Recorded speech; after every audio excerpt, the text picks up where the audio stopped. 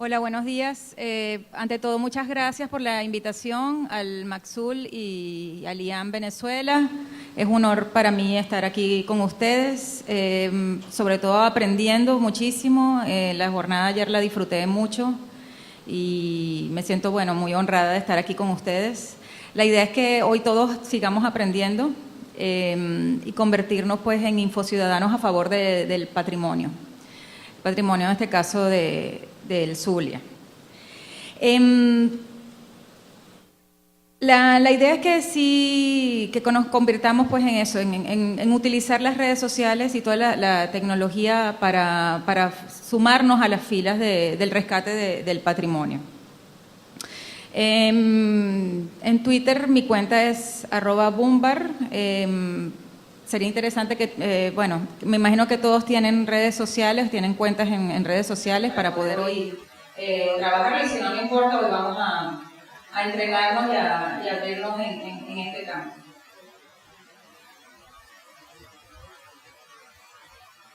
Bueno, el patrimonio cultural en el mundo está en peligro, eso lo sabemos bien. Hay casos patéticos, hay casos muy palpables de esta destrucción, y tenemos el más reciente, que es en Palmira, en Siria, que ha sido tomada por los fanáticos. Estamos hablando de un patrimonio con más de 2000 años de antigüedad. Fue declarado Patrimonio Mundial de la UNESCO, o sea, tenía aparentemente protección, un reconocimiento de su valor patrimonial, pero esto no le importó al ISIS, al Estado Islámico, y los destruyó. No es el único caso, estamos hablando ya de 300 bienes culturales que han sido destruidos desde el 2011 por las fuerzas del Estado Islámico. Este es el inventario que da la UNESCO. Sí, bueno, entonces decíamos, tenemos el caso extremo de Palmira, pero también en Venezuela nos conseguimos con fanáticos. Y tenemos el caso más emblemático, que es la destrucción del Colón en Golfo Triste, en Plaza Venezuela, en Caracas. Que bueno, es como el caso más patente, ¿no? Aquí tenemos nuestro ejemplo de barbarie contra el patrimonio. El monumento a Colón en el Golfo Triste, independientemente de que nos guste o no, era monumento patrimonial. Era una estatua que se hizo en conmemoración de la llegada de Colón a América. Es una estatua de Rafael de la Cova, de 1904, fue instalada en el Paseo Colón en 1934 en ocasión de este aniversario. Y en 2004 fue derribada por un grupo de adeptos, varios grupos de personas identificadas pues con el gobierno de Hugo Chávez y del chavismo y con la revolución bolivariana, y quisieron vengarse en nombre de todas las comunidades indígenas de la llegada de Cristóbal Colón. Le hicieron hubo un acto sumarial, un juicio, y fue derribado salvajemente. Lo destruyeron. También la India que lo acompañaba fue destruida. Luego fue pintado de color rojo y fue arrastrado por las calles de Caracas, y se le continuó el juicio sumarial en la Plaza de los Museos. Este Colón, la verdad es que no sabemos dónde está muy bien, porque en vista de este acto barbárico, como que tomó un poco de conciencia PDVSA la estancia, y decidió que lo iba a restaurar y colocar en la Universidad Central de Venezuela. Pasó un tiempo allí, luego estaba en la casa de Guzmán Blanco en Antímano, pero aparentemente, bueno, ha sido restaurada, pero ¿dónde está? No lo sabemos. En su lugar, en octubre del 2015, después de varios años pues de haber sido derribada, se instala en su lugar la estatua del cacique Guaycaipuro, que es la que tenemos acá, que fue inaugurada recientemente, bueno, en el 12 de octubre del 2015, que en el día de la hora Día de la Resistencia Indígena. Estos son casos extremos, pero la destrucción del patrimonio está ocurriendo día a día, todos los días, frente a nuestras narices. Entonces la idea es que no nos sigamos quejando, sino que empecemos a actuar. Y una manera de actuar es a través de las redes sociales, que la tenemos a la distancia del celular. Así que la idea es que aquí entendamos las nociones de cómo manejar estas herramientas que utilizamos todos los días para informarnos o para informar, también para sumarnos al trabajo pues por la defensa del patrimonio. Entonces lo primero que queremos es identificar el patrimonio en peligro. Lo otro es aprender a producir contenidos de calidad para ser utilizados, difundidos por las redes sociales. Lo otro es difundir efectivamente los mensajes. Esto es una palabra muy importante. Tiene que ser efectivo el mensaje, porque si no se queda en ese río y esa infoxicación que son las redes sociales, ¿no? Para poder enviar estos mensajes de alerta y de denuncia. Y lo otro que es muy importante es interactuar, lograr que haya una interacción, que es el ADN de las redes sociales. No se trata solamente de difundir información, sino también de intercambiar y de recibir. Porque lo más importante de todo esto es que logremos un impacto, o sea, lograr la sensibilización, la discusión pública, identificación y los responsables de las tomas de decisiones. O sea, la idea es que nos convirtamos en los cascos azules del patrimonio cultural, ¿no? A través de las redes sociales.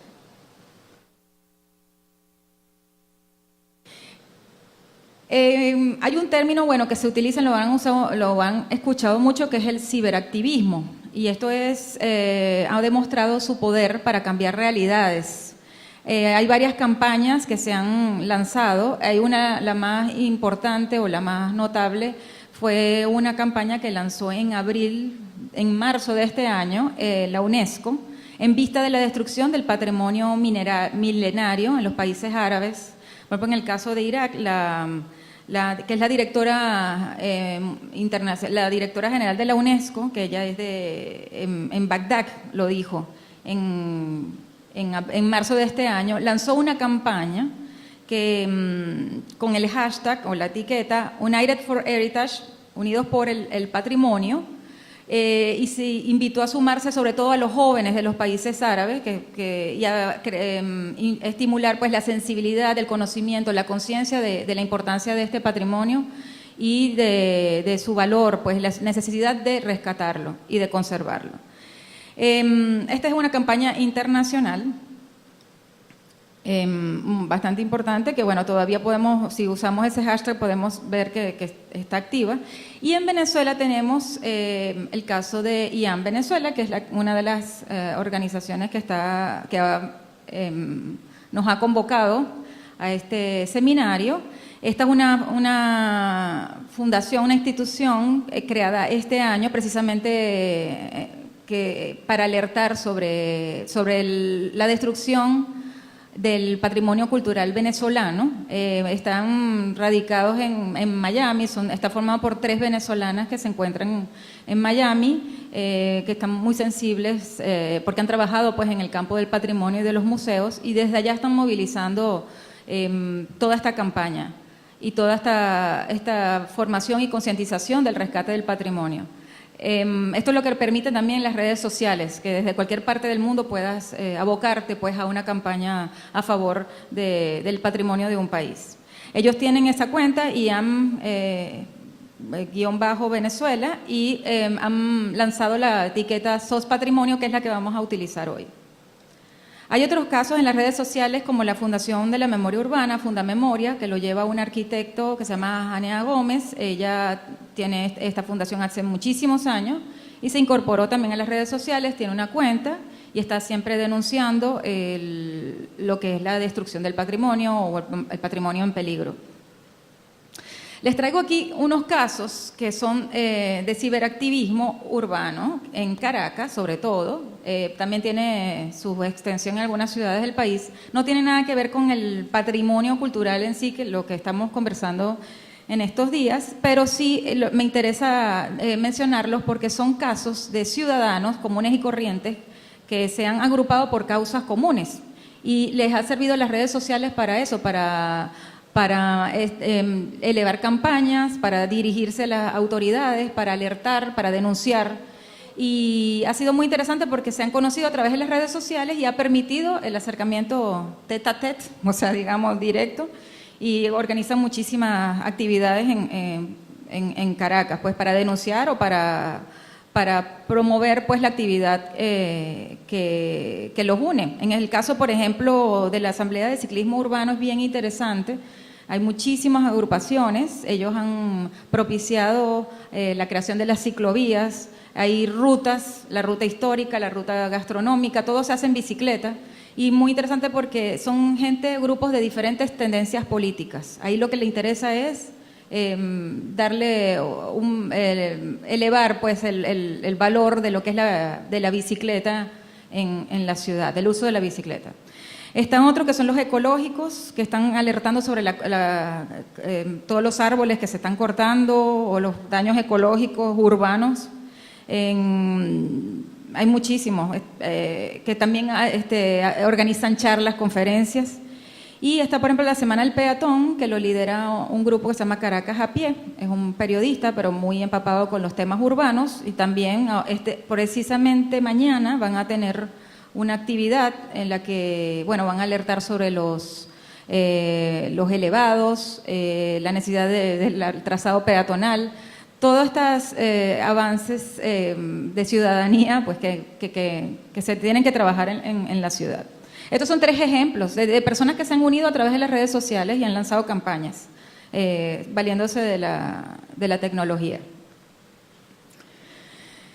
Bueno, ¿qué es lo que tenemos que procurar? Las buenas prácticas con las redes sociales. En primer lugar, tenemos que abrir los ojos. Este es un grupo, los que estamos aquí presentes, bueno, que creo que estamos todos sensibilizados y educados con respecto al patrimonio, pero igual siempre es importante abrir más los ojos, estar atentos, curiosos a lo que está pasando y también ayudar a abrir los ojos a los demás. Esa es la idea.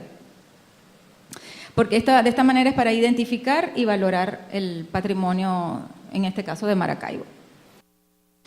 En primer lugar está la documentación. Muchísimas veces no sabemos qué es patrimonio.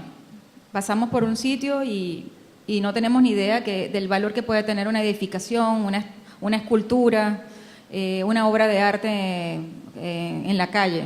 Entonces es importante documentarnos. Existen, por ejemplo, hay uno que es muy cuestionado, es el catálogo que hizo el Instituto de Patrimonio Cultural. Hasta ahora es el único que abarca toda la región. Ha sido muy cuestionado a la hora del levantamiento de datos y de todo lo que es la clasificación de los bienes culturales, pero bueno, es el que tenemos como a mano. Eso está online, pueden consultarlo digitalmente. Pero ayer me estaban hablando también del inventario del estado Zulia, pero no lo conseguí. Estuve buscándolo para mostrárselos, pero eso podrían ser las guías para identificar de qué patrimonio estamos hablando. Aquí yo tengo también el hashtag, el link que lo podemos. Aquí hay un video que nos da algunos tips para identificar una obra. Espero que funcione. ¿Cómo observar una obra patrimonial? Aquí vamos a sugerirte qué puedes mirar y fotografiar cuando quieras evaluar el estado de un bien patrimonial. Si la obra se encuentra al aire libre, fija tu atención en lo siguiente. Primero, la escultura o monumento en sí. Segundo, el pedestal, si lo hay. Tercero, el entorno donde se encuentra la obra. La escultura o monumento. Para realizar una evaluación objetiva de la obra, debes dejar de lado cualquier prejuicio sobre si te gusta o no te gusta la pieza. Como registro, haz una serie de fotografías generales de los 4 costados de la obra. Metodología de la observación. Debes escanear visualmente la obra, sea de arriba abajo o de izquierda a derecha. Si vas a observar varias obras, sigue el mismo orden, pues eso entrena el ojo para captar detalles que en una mirada rápida o desordenada pueden pasar desapercibidos. El primer escaneo hazlo sin tomar notas. El objetivo es ir identificando detalles que parecen fuera de lo común. Continúa con un segundo escaneo visual más minucioso de las 4 caras. Esta vez sí toma nota de lo que encuentres. Por ejemplo, menciona si encuentras alguna parte deteriorada. Toma fotografías de los detalles o realiza bosquejos. Si la obra tiene 4 caras, identifícalas para que luego puedas precisar en qué lado encontraste algo. Puedes identificarla A, B, C y D o con números. Si la obra es bidimensional, como un mural o vitral, puedes dividirla en cuadrantes. Haz un tercer y último escaneo visual de verificación. ¿Qué debes considerar? En tus anotaciones, lo que debes tomar en cuenta es todo aquello que modifique la obra original. Por ejemplo, manchas por contaminación, pátina de lavado, excrementos de animales, contaminación biológica, pérdida de material, erosión o vandalismo, como grafitis. Si la obra tiene firmas o inscripciones, toma nota y fotografíalas. Si no la tiene, entonces anota: no tiene firma ni inscripciones, para que quede claro que se buscaron. El pedestal. Si la obra tiene pedestal, hazle varias fotografías generales. Sigue una metodología similar de observación a la que seguiste en la obra. 3 escaneos de arriba abajo y en las 4 caras del pedestal. Fotografía cualquier placa conmemorativa o inscripciones que se encuentren en el pedestal. El entorno. Realiza tomas fotográficas generales como registro. Aquí también haz 3 escaneos visuales: reconocimiento, toma de nota y fotografías y verificación. Si hay mobiliario urbano cercano que interactúe con la obra, como bancos o faroles, enuméralos. Si hay inscripciones o placas, toma nota y fotografía la condición en la que se encuentran. ¿Qué puedes anotar sobre el entorno? Cualquier elemento que perturbe el disfrute de la obra. Por ejemplo, si hay daños en los elementos, si hay basura, indigentes, ventas ambulantes o grafitis. También observa si hay contaminación biológica. ¿Hay plantas que alteren la obra?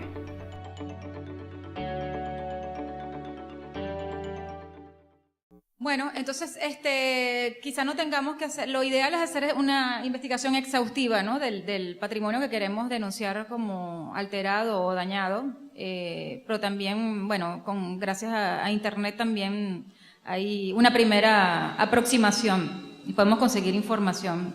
A veces no, y entonces sí nos obliga pues a investigar con expertos y restauradores, especialistas pues que nos lleven a hablar muchísimo más, que tengan más información de la obra. Hay algo que está como... Bueno. Ok, contamos con una cantidad de recursos digitales para trabajar. Tenemos, por ejemplo, cuentas de redes sociales especializadas en patrimonio. Ya les nombré 2, que está IAM Venezuela, está Fundamemoria. También está una cuenta muy interesante que es Arquitectura Venezuela, que está dedicada a por lo menos difundir lo que se trata de patrimonio arquitectónico. Tenemos las globales como UNESCO, ICOMOS, que es la organización de museos internacional, a nivel internacional, y muchísimas otras más. Ayer la profesora Zuleiba Vivas dio una lista larga, ¿no?, dentro del ICOM, o que forman parte pues del ICOM. Tenemos otra cosa que tenemos que tomar en cuenta o recoger, son las listas de funcionarios públicos, porque siempre hay responsables, siempre. O sea, la denuncia no podemos dejarla en el aire. Siempre tenemos que buscar quién está detrás, quién tiene que responsabilizarse por la custodia y mantenimiento y rescate pues de los bienes culturales que pertenecen al país. Y la otra lista muy importante, o que nos puede servir mucho, es hacer nuestra lista de personalidades o tuiteros influyentes. Estoy hablando de gente con muchísimo seguimiento y que tengan suficiente interacción, porque una cosa, como bien sabrán, los que manejan redes sociales, una cosa es tener muchos seguidores, ser el tuitero más seguido del país, y otra el más influyente. A lo mejor uno que tiene 2 millones de personas, 2 millones de seguidores en Twitter, no es tan influyente como aquel que tiene 500. ¿Por qué? O 5.000, por decir una cifra promedio. Porque esta otra persona tiene más interacción, tiene más influencia.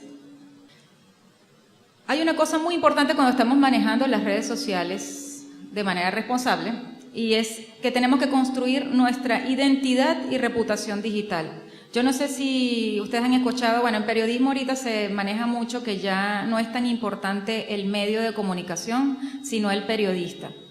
Esto, bueno, puede prestarse a divismos, pero sobre todo en un contexto como el venezolano, donde hay un alto nivel de censura, se han cerrado medios y los que no hay están autocensurándose, censurándose. Ha surgido pues una, digamos, legión, o el periodista, es la firma del periodista ha tomado más importancia. Eso a lo mejor puede estar pasando en muchas otras áreas, quizá también en el área del patrimonio y la museografía. Entonces, pero nosotros, ciudadanos comunes y corrientes, podemos hacerlo, o sea, podemos elevar la reputación de nuestra cuenta, es decir, que tenga credibilidad, que la gente sepa que lo que publicamos allí es verídico, es cierto, y que pueden confiar en ese contenido. Un tuit. Voy a hablar mucho de Twitter porque, bueno, es mi red social favorita, me parece que es la más efectiva, es mi medio de comunicación por excelencia, el de muchos venezolanos en este momento. Hay es un medio además efectivo e instantáneo, o sea, de inmediato podemos enterarnos de cosas allí y también se pueden desmontar mentiras y rumores. Entonces yo lo utilizo mucho y voy a hablar mucho de él, eso no quiere decir que vamos a hablar de las otras redes sociales. Son más de 140 caracteres, estamos hablando que un tuit efectivo, mientras más breve mejor, tiene que ser claro, conciso, tiene que ser breve, tiene que tener impacto y, por supuesto, información. O sea, no puede estar, o sea, 140 caracteres son súper valiosos, hay que saberlos utilizar muy bien. Si, por ejemplo, tenemos contenidos muy largos, podemos optar por ordenarlos por números. Para eso quizá no hay que hacerlo en caliente, sino prepararlo un poco para poder transmitir pues, nuestros mensajes. Y luego utilizar la puntuación, la ortografía, por supuesto. Un tuit mal escrito es rechazado de inmediato y también pierde efectividad. También les voy a hablar de una cosa muy importante que a veces no tenemos en cuenta, sobre todo en Venezuela, que han crecido vertiginosamente las redes sociales. Debo decir que Facebook es la red social con mayor penetración en Venezuela, es muy importante utilizarla. Lo que pasa es que Facebook abarca de todo, hay de todo allí, están desde las fotos del novio con el que estoy saliendo, del bebé que acaba de nacer, hasta noticias contundentes, hay absolutamente de todo, es una mezcolanza muy grande, pero sí tenemos que utilizarlo porque a pesar de que hay más o menos un control de los amigos, o sea, tú creas tu propia red, hay muchísimas posibilidades de que ese contenido sea compartido. Entonces, pero en el caso, por ejemplo, en el caso de todas las redes, es importantísimo y en la construcción de nuestra reputación es muy importante tomar en cuenta todas las reglas o las normas de la Net Etiquette o la Twitter Etiquette o la Facebook Etiquette. O sea, es la etiqueta en la red. Así como en las relaciones sociales tenemos códigos de conducta y de etiqueta para llevarnos bien, para poder manejarnos en sociedad. En las redes sociales también.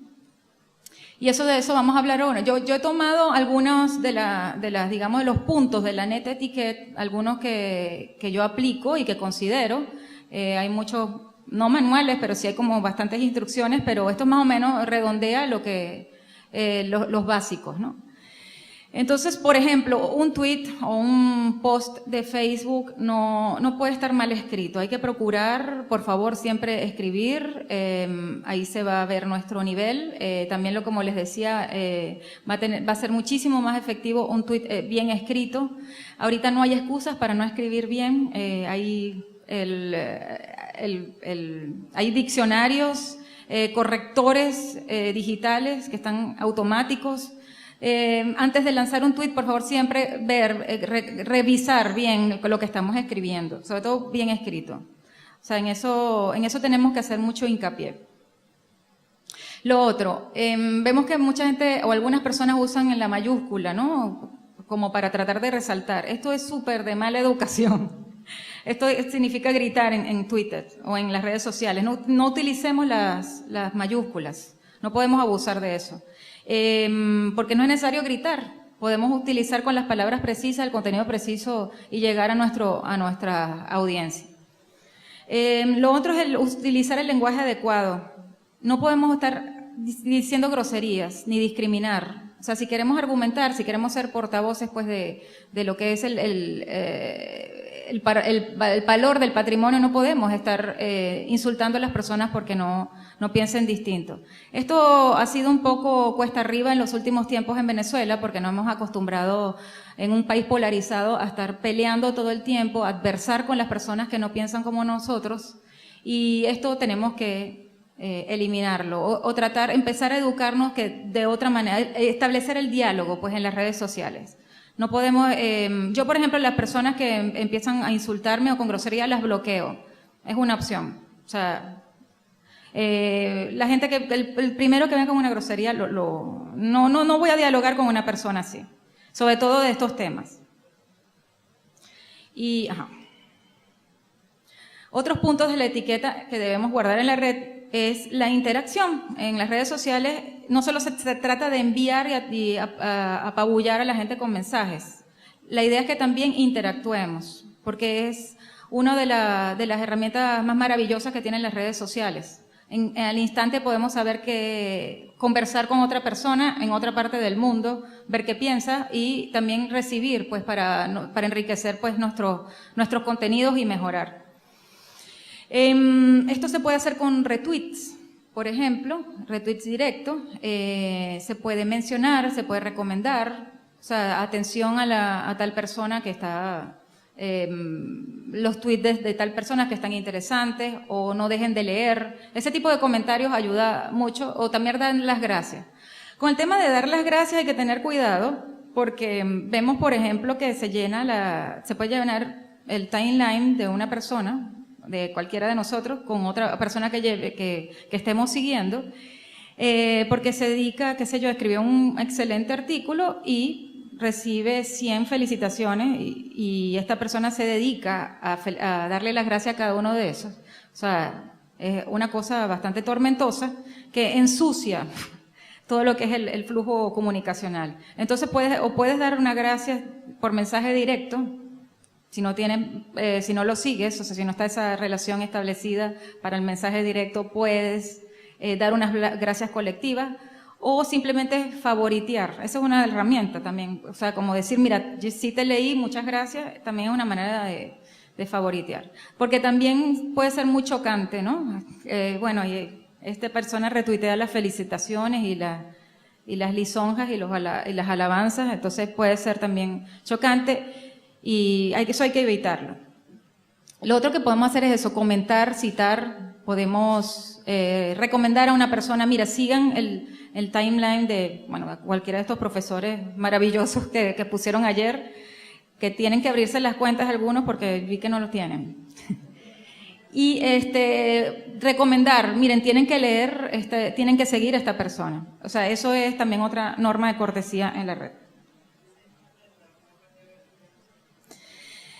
En cuanto al ámbito público y privado, en el caso de Facebook, como les decía, es súper abierto, ahí hay de todo, absolutamente de todo. Nos enteramos cuando la persona termina con el novio, cuando tiene un bebé, cuando se come una arepa así mollejúa, o sea, lo que sea. Estoy aprendiendo con maracucho. Sí. Pero lo importante, y también hay información dura y pura. O sea, que podemos utilizarlo para todo eso. Pero en el caso, por ejemplo, de Twitter, los expertos recomiendan utilizarlo más informativo. Cada quien es libre de usar las redes sociales como le dé la gana. Pero yo creo que si vamos a tomar una posición con respecto a las redes, o sea, vamos a ser ciberactivistas o infociudadanos que utilicemos responsablemente las redes, yo creo que sí tenemos que hacer como una distinción. En Twitter lo que recomiendan es, por ejemplo, dar 80% de información y 20% de información personal. Yo, por ejemplo, no uso el Twitter para hablar de mi hija, cosa que sí hago en Instagram o en Facebook, porque no me interesa, porque allí no tengo control de quién me está siguiendo. O sea, y bueno, soy periodista. Así como puede ser ustedes profesores o alumnos o del comité de defensa del Teatro Baral, ¿no? Tenemos que ser responsables con esto y sobre todo, no solo para usar seriamente la red. Eso no quiere decir que no hablemos de nosotros. Por ejemplo, yo puedo comentar que estoy feliz en Maracaibo y es una información estrictamente personal, pero la puedo usar porque además estoy informando que estoy aquí. O sea, también no tenemos que ser tan fríos, ¿no? O sea, no es un informe de auditoría o de la Contraloría, ¿no? Podemos utilizarlo y darle un toque personal. Pero sí tener mucho cuidado con eso. Y también por un tema de seguridad.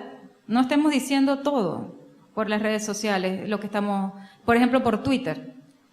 Tenemos que estar muy cuidadosos con esto porque, bueno, nada, nos están leyendo y pueden, por el tema de seguridad sobre todo.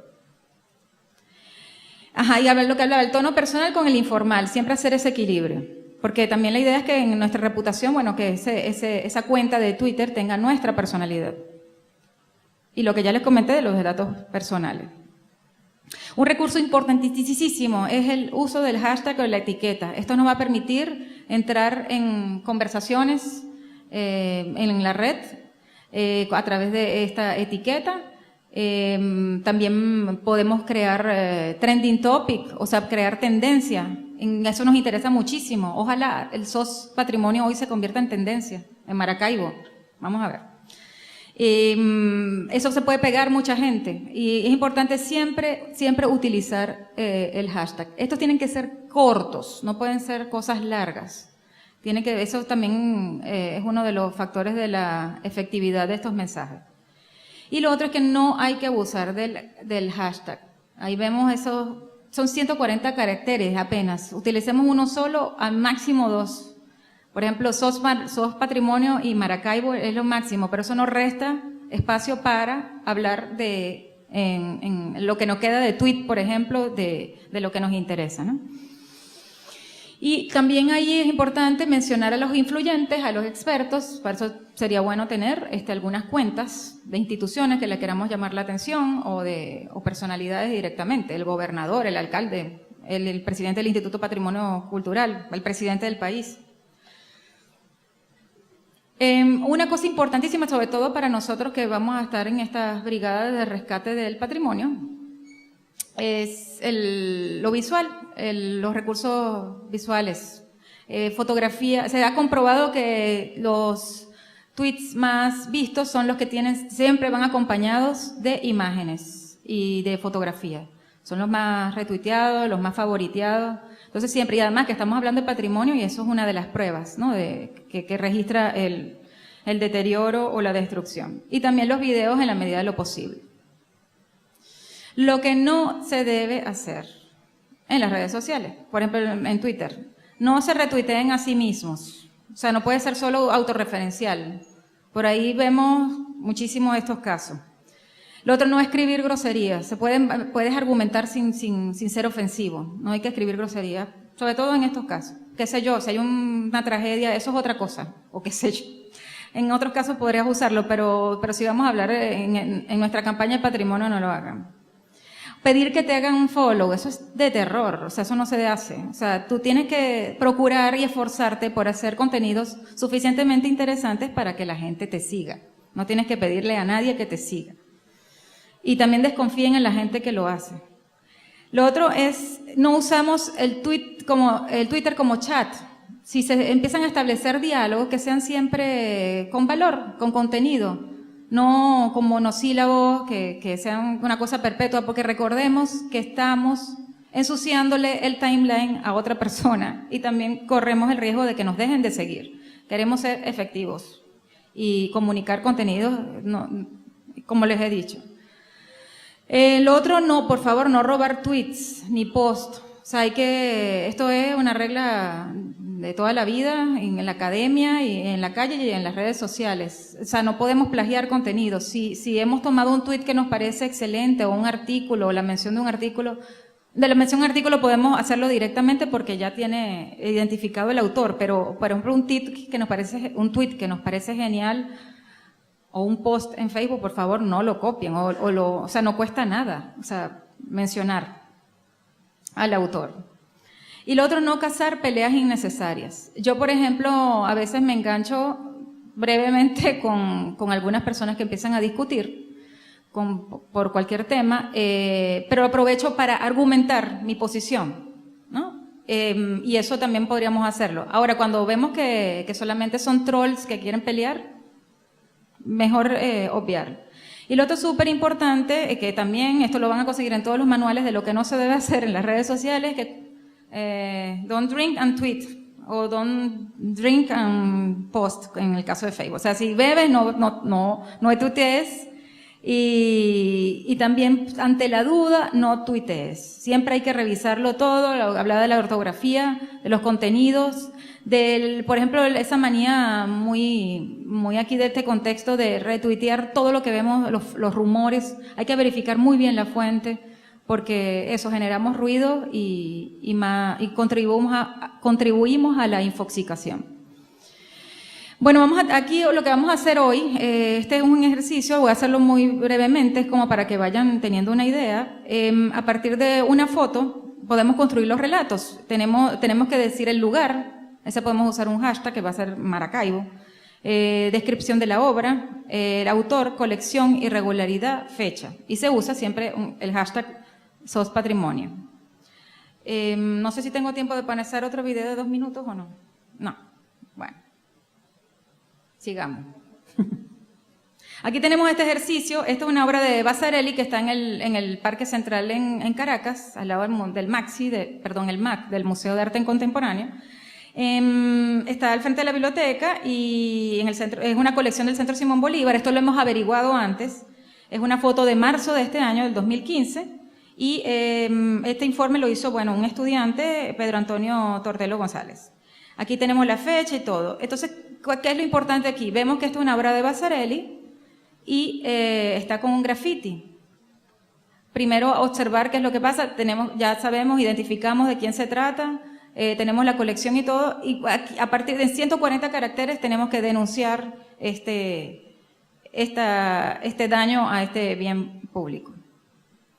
Tenemos este otro caso, otro ejercicio, se trata ahora de Jesús Soto, una instalación en el MAC también. Son Progresión Caracas 1 y Progresión Caracas 2. En marzo del 2015 fue tomada esta foto. Es importante lo de la fecha, porque ¿qué puede ocurrir? Tomamos la foto, registramos ese tweet, ese daño al patrimonial en un tweet o en un post de Facebook o en Instagram, y resulta que al día siguiente se ponen pilas las autoridades y lo cambian. O sea, puede ocurrir. O sea, es importante llevar ese registro con las fechas, ¿no? Y observar cuál es el daño que tiene. La práctica que vamos a hacer hoy, en donde nos van a llevar el recorrido, va a ser un breve relato de un bien patrimonial a través de las redes sociales. Vamos a construir eso hoy. Tenemos que describir la situación actual, o sea, son, 140 caracteres, las líneas con los datos básicos. Tenemos que enterarnos si se trata de una obra de arte o de una pieza de arquitectura, si hay autor allí. En el caso, no tengo los detalles de lo que vamos a ir hoy, a los bienes inmuebles, pero a lo mejor habrá alguno anónimo, pero si tenemos esta información está mejor. La ubicación, la pertenencia a la colección, si aplica. La fecha, como les dije, muy importante. El lugar, la etiqueta SOS Patrimonio. La mención a instituciones y personas, en la medida de lo posible, que estén involucradas en el tema. Y podemos también hacer mención a Maxul, por supuesto, y a IAM, Venezuela. Tenemos para trabajar estas opciones, que son las redes sociales. También pueden ustedes proponer otras. Está Twitter, Facebook, Instagram, Google+, Pinterest. Podemos usar todas esas. Y en la medida posible, todas con fotos. Entonces, vamos a mirar, no solamente a mirar, y yo agregaría a quejarnos. Vamos a mirar y hoy a actuar, a registrar eso que estamos viendo y a denunciarlo. O sea, implica el recorrido, hacer las fotos, video, todo ese registro de información, levantamiento de datos. construir esos mensajes y difundirlos. Y luego en la tarde vamos acá a hacer la discusión final. Así que, bueno, muchas gracias. Y aquí están mis datos por si quieren contactarme. Manos a la obra.